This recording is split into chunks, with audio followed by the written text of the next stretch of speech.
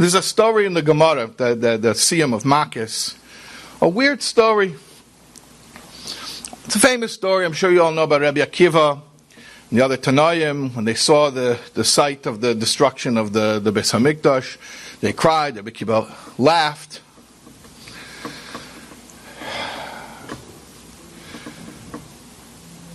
Well, how do you make sense of a story like this?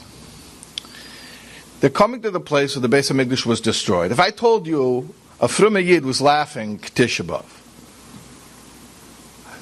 not just a Frume Yid, a rabbi, not just Tisha B'Av, at the place where the Beis HaMikdash was destroyed, he saw the foundation in ruins, and I told you such a person's laughing. It's like,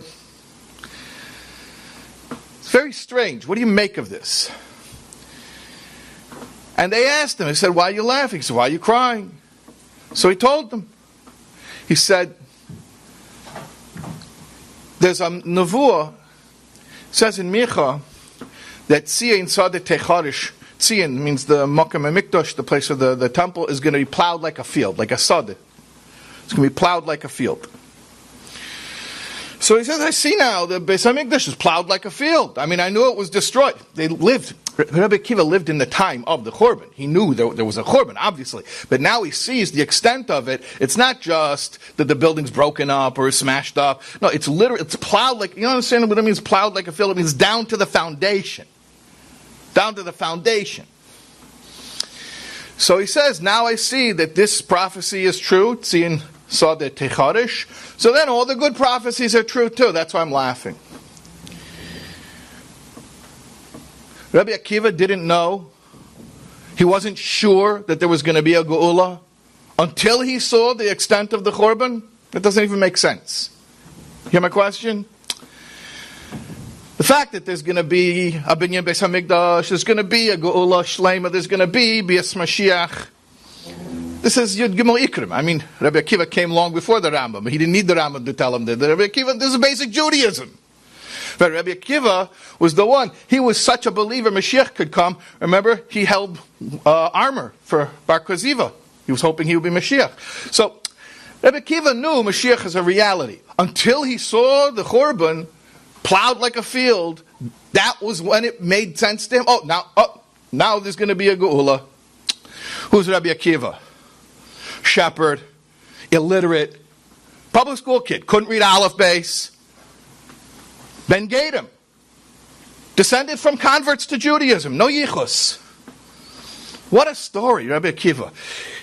Not the guy you would expect to become Moshe Rabbeinu in his time. Like Moshe Rabbeinu lived to 120, Rabbi Akiva lived to 120, and he was Moshe Rabbeinu in his time. And he had a weird life. 40 years illiterate, 40 years as a Talmud, and then 40 years as the teacher of Klal Yisrael. A very strange trajectory of a life. That's why Rabbi Akiva was able to chap what the other Tannaim couldn't. Because Rabbi Akiva understood.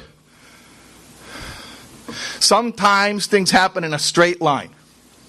You grow and you grow more and you grow more and you grow more. And that's great, that's nice. But sometimes things happen in a weird way, where there's detours and deviations, and there's setbacks, and there's falling down. And it looks like you're getting farther and farther away from your goal. But if you can look at the big picture, you realize all of the things that happened that I thought were destruction and breakage were really an essential part of the process of becoming who I need to become today and reaching my full potential. And that really nothing's a setback, nothing's a deviation. These are just different paths to making the ultimate redemption more complete. We could have had a straight path. Parshas V'eschanan is coming. Moshe Rabbeinu wanted that he should go straight into Eretz Yisrael. He should build the Beis HaMikdash. And like the Megala Amukay says, if Moshe would have built the Beis HaMikdash, it would have stood forever. There would have never been a Churban after. But that wasn't Hashem's plan. Hashem's plan was that our story should be a lot more interesting than that. Think about your own life. Now, I hope you're sitting there and you're listening to me right now and saying, I cannot relate to this whatsoever because my life has been good the whole time. I never had a setback. I never suffered. I never experienced loss. My life's been comfortable and good, materially, spiritually. I hope that is the case, and you're staring at me like I'm speaking Martian. But if you have had an interesting life, the Jewish people have certainly had an interesting history, I can tell you that. Then I want you to understand what Geulah means. Geulah doesn't just mean an end to the pain. Geulah means where we can see how the painful moments were not destruction, but they were plowing. They were part of the growth process to bring about an even greater Geulah. The understanding of Elokus, of godliness that we are going to have when Mashiach comes, is going to be greater because of what we've been through.